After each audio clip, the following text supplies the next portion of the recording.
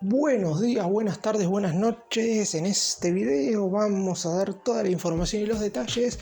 de lo que dejó un poco la final de la Copa Libertadores. Es cierto que ya pasaron bastantes días del encuentro que disputaron el sábado en el Estadio Maracaná, Fluminense, campeón de esta edición 2023, y Boca Juniors, pero en definitiva la final ha dejado estragos en los dos equipos. Vamos a marcar algunas diferencias importantes que se notaron, sobre todo también en el trayecto de la Copa, y también hay que tener en cuenta que Fluminense disputará por primera vez un torneo mundial a nivel clubes, porque el elenco brasileño ya de por sí nunca se había coronado a nivel internacional, había perdido las dos finales anteriores, había caído en el 2008 en el encuentro definitivo ante Liga de Quito por penales, y un año más tarde también ante los ecuatorianos había caído en la final, pero en esa ocasión de la Copa Sudamericana. En esta oportunidad, a partido único en el Maracaná, logró derrotar a Boca en la prórroga para levantar no solamente su primera Copa Libertadores, sino también su primer título a nivel continental. Vamos a estar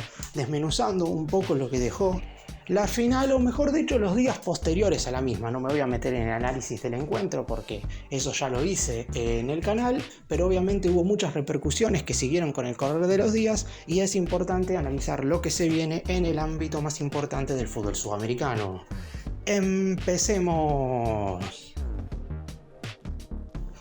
Hablando más específicamente de Fluminense, claramente lo prioritario en el equipo brasileño fue la continuidad del plantel que arrancó esta edición de la Copa Libertadores. Porque recordemos que a inicios de este año se había reforzado básicamente con los futbolistas que hoy por hoy cuenta, porque a mitad de temporada, hablando específicamente del calendario sudamericano, porque si nos guiamos por Europa, lo que es la mitad de la Copa Libertadores es el arranque de la fase de grupo de la UEFA Champions League, pero en Sudamérica Fluminense no hizo grandes modificaciones para intentar ganar el torneo continental, como sí lo hacen la mayoría de los equipos, teniendo en cuenta que vienen a buscar futbolistas desde el viejo continente, y eso perjudica en general a la gran cantidad de planteles ricos que hay en Sudamérica. Normalmente hay jugadores que se terminan yendo a mitad de la competencia y no pueden finalizar con sus respectivos clubes la Copa Libertadores. En el caso de Fluminense tuvo la suerte o el ingenio de no desprenderse de la gran cantidad de sus grandes figuras que terminaron siendo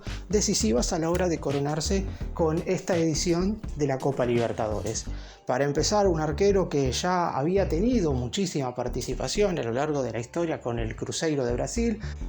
que hace un par de temporadas no había tenido su mejor participación en el elenco de Belo Horizonte, porque en el Brasileirão le había tocado perder la categoría, pero que en Fluminense de a poco logró despertar. Fabio es un guardameta ya de 43 años y que veremos en definitiva si esto que hizo este año es lo último que hace como jugador profesional. En cuanto a la defensa, por el lado izquierdo, sobre todo Felipe Melo y Marcelo le dieron la experiencia que necesitaba, más allá de que quizás en la final no estuvieron tan a la altura de las circunstancias como si lo estuvieron a lo largo de toda la Copa Libertadores. Para repasar un poco lo que fue el camino del Flu, en fase de grupos salió primero en su zona, disputando 6 partidos un tanto irregulares, porque ganó los 3 primeros con bastante comodidad, de visitante a Sporting Cristal, y de local venció a The Strongest y goleó a River, el campeón argentino, por 5-1. Sin embargo, no pudo ganar ninguno de los últimos 3. Perdió frente al elenco boliviano en la altura de Paz, cayó frente a los argentinos en el Estadio Monumental, y en la última jornada empataron 1-1 como local hasta Sporting Cristal.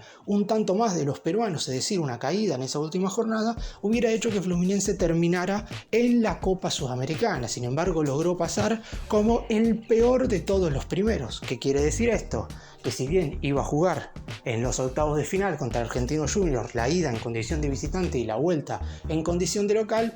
las posteriores series de cuartos y semis iba a definir en condición de visitante. Y eso no le pesó absolutamente nada, porque en cuartos de final le tocó dejar afuera a Olimpia, que previamente en octavos había dejado en el camino nada más y nada menos que al campeón vigente, a Flamengo, ganando los 2 partidos. Fluminense venció a Olimpia en el Maracaná y también en Paraguay, mientras que en semifinales se dio una de las mejores series de la historia de la Copa Libertadores. El Inter de Brasil se la puso difícil igualando en el Maracaná, pero posteriormente en el Beira Río, Fluminense se hizo fuerte y ganó para clasificar a la final. En cuanto al resto del equipo, André y Martinelli en el centro del campo le dieron la juventud que quizás no tuvo en el resto del equipo. Más adelante, Keno por momentos, Kennedy en el segundo tiempo de la final, Ganso y el colombiano John Arias fueron determinantes en la mayoría de los partidos, y claro está que la gran figura de la edición termina siendo Germán Cano, con 13 goles, siendo el máximo artillero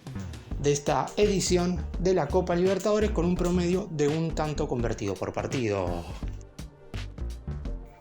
Y una de las diferencias más marcadas de la final y también de lo que se vio a lo largo de la competición es la realidad de los centros delanteros de Boca y de Fluminense. Por el lado del Flu, como mencioné recién, Germán Cano, con 35 años estuvo a la altura de la competición y ya se ha convertido en uno de los máximos goleadores de la historia del fútbol sudamericano. La realidad es que ha quedado en la historia en uno de los elencos más importantes de Río de Janeiro y obviamente ahora está a la espera de ver si puede hacer lo mismo en el ámbito mundial, en el Mundial de Clubes, del cual voy a estar hablando más adelante. Mientras que Boca había roto el mercado de pases de mediados de este 2023, trayendo quizás al mejor fichaje de todo el último periodo de transferencias. Edinson Cavani llegó con el pase proveniente en su poder luego de una última temporada quizás algo floja en el Valencia de España, pero que en definitiva el nivel de Cavani nunca estuvo en duda antes de llegar al Xeneize. La realidad es que era un delantero de jerarquía, que ha metido muchos goles en el viejo continente y que en la selección uruguaya siempre ha sido una fija hasta el pasado Mundial de Qatar.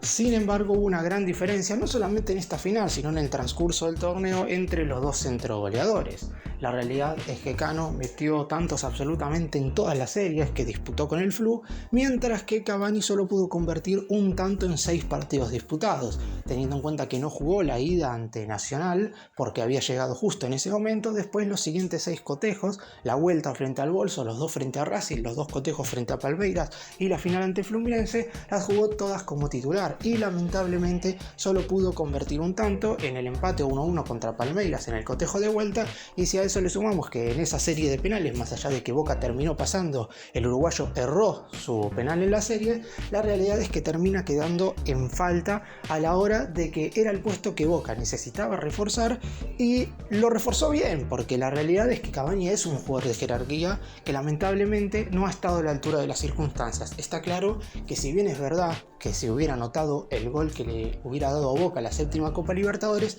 todo el análisis previo que tuvo Cavani en los anteriores partidos hubiera quedado un poco en la nada, porque ganar la final con un gol tuyo obviamente está por encima de cualquier cosa, pero eso no se pudo dar, y también en parte porque el propio jugador no tuvo un buen encuentro final. Tuvo una oportunidad muy clara donde ni siquiera llegó a rematar al arco, después no disparó a portería, más allá de que Boca en general no generó tantas situaciones. Está claro que Cavani, por su jerarquía individual y por su predominio en el área rival, debería haberse generado él mismo alguna ocasión como para poder anotar. Después está claro que la pelota puede pegar en el palo, que el arquero rival puede convertirse en figura, pero eso es algo que no sabremos porque en definitiva el uruguayo no estuvo a la altura. Y por el lado de Cano es cierto que tampoco tuvo una gran cantidad de situaciones, pero la única que tuvo la mandó a guardar y haciendo un excelente movimiento dentro del área. Por eso mismo la diferencia entre los centroatacantes terminó siendo algo decisivo, no solamente en el transcurso del torneo, porque la realidad es que Boca no llegó a la final por Cavani, sino por una buena solidez defensiva y por la gran actuación de su arquero Chiquito Romero en los penales, mientras que Cano sí fue un artífice verdaderamente necesario en el transcurso del Fluminense en la Copa Libertadores, y sin sus 13 goles seguramente el elenco de Río de Janeiro no solamente no hubiera ganado la final, sino también no hubiera llegado a este encuentro definitivo. Y lo que va a jugar Fluminense por primera vez en su historia va a ser el Mundial de Clubes de la FIFA, y no será un Mundial de Clubes de la FIFA cualquiera, sino que será el último que se juegue con este formato, en el cual se clasifican los conjuntos campeones de cada uno de los torneos continentales, es decir, el ganador de la Copa Libertadores, el ganador de la Conca Champions, el vencedor de la UEFA Champions League, el triunfador de la Champions Africana de equipos, el ganador de la Champions Asiática y el ganador de la Copa Continental de Oceanía, y también el mejor equipo local, que en este caso recordemos que se va a estar disputando en Arabia Saudita, por lo que el Al-Ittihad, equipo en el cual juega por ejemplo Karim Benzema, es el conjunto que va a estar disputando como equipo anfitrión este importante torneo en el cual también van a jugar. Digo rápido los equipos participantes antes de meterme en la fecha, porque no falta mucho, menos de un mes prácticamente para que arranque este torneo. El ganador de la Champions League en Europa claramente fue el Manchester City, el ganador de la Copa Conmebol Libertadores fue Fluminense, el vencedor de la Champions de la CONCACAF fue el León de México, el ganador de la Liga de Campeones de Asia fue el Urawa Red Diamonds de Japón, el ganador de la Champions de África fue el Al Ahly de Egipto y el ganador de la Champions de Oceanía fue el Auckland City de Nueva Zelanda. ¿Cuándo arranca este importante torneo, el último mundial de clubes de la FIFA con este formato? El día 12 de diciembre el Al Ittihad y el Auckland City estarán jugando un partido de eliminación preliminar para ver quién de los dos clasifica a los cuartos de final para jugar contra el Al Ahly de Egipto. El 15 de diciembre el ganador de ese encuentro se enfrentará al equipo africano y el vencedor jugará las semifinales contra Fluminense de Brasil. Por el otro lado del cuadro, en el otro encuentro de cuartos de final, el León de México se enfrentará al Urawa Red Diamonds y uno de los dos conjuntos tendrá la posibilidad de enfrentarse el 19 de diciembre al Manchester City. 3 días más tarde, el 22 de diciembre, en primera instancia los perdedores jugarán el cotejo por el tercer y cuarto puesto y posteriormente se jugará la gran final del torneo. Este será el último mundial de clubes que se dispute de esta manera porque a partir del 2025 se empezará a llevar a cabo el Super Mundial de Clubes de la FIFA, en el cual Fluminense ya está clasificado. De hecho, ya hay algunos equipos que están clasificados para disputar este importante torneo. Los repaso rápidamente. De Asia están el Al Hilal y el Urawa Red Diamonds, todavía faltan dos conjuntos por definirse. En África también de los 4 hay 2, el Al Ahly de Egipto y el Wydad Casablanca de Marruecos. En la CONCACAF ya hay 3 de los 4, Rayados de Monterrey de México, el Seattle Sounders de los Estados Unidos y el León de México, falta uno. La Conmebol tiene 6 equipos para clasificar y hay 3, los 3 son brasileños, Palmeiras, Flamengo y Fluminense. En Oceanía hay uno, pero todavía hay que definir la clasificación porque como solo hay un clasificado se van a estar sumando los puntos de todos los equipos campeones de la Champions de ese continente, mientras que en Europa hay un total de 8 equipos que van a estar clasificándose. Por el momento solo hay 2 que están en esta competición, que son el Real Madrid y el Manchester City, y obviamente habrá un país anfitrión, un equipo de los Estados Unidos, que será el que sume más puntos en todos los torneos de la MLS en las últimas 4 temporadas. Fluminense logró un objetivo que quizás a principio de año no parecía tan cercano. La realidad es que si uno tenía que decir quiénes eran los 3 o 4 equipos máximos candidatos a quedarse con la Conmebol Libertadores 2023, mencionaba a Flamengo por ser el vigente campeón, hablaba de Palmeiras por ser quizás el equipo que mejor ha sabido jugar la Libertadores en los últimos 4 o 5 años, siempre Boca y River aparecen como equipos que pelearían hasta el final la competición, más allá de que no la han podido ganar en este último tiempo. River es el último equipo no brasileño que ha ganado la Copa, pero nos tenemos que remontar hasta el 2018, es decir, ya pasaron 5 años. Y después alguno podía sumar a Atlético Paranaense por ser el subcampeón, Atlético Mineiro, que también venía desarrollando buenas participaciones en las últimas Libertadores, e inclusive muchos ponían por encima de Fluminense a Independiente del Valle de Ecuador, que había sido campeón de la Copa Sudamericana el año pasado, le había ganado la final a San Pablo y en este 2023 se había coronado con la Recopa Sudamericana venciendo en la final a Flamengo. Sin embargo, Fluminense se puso por encima de todos estos equipos y logró con justicia levantar por primera vez la Copa Conmebol Libertadores.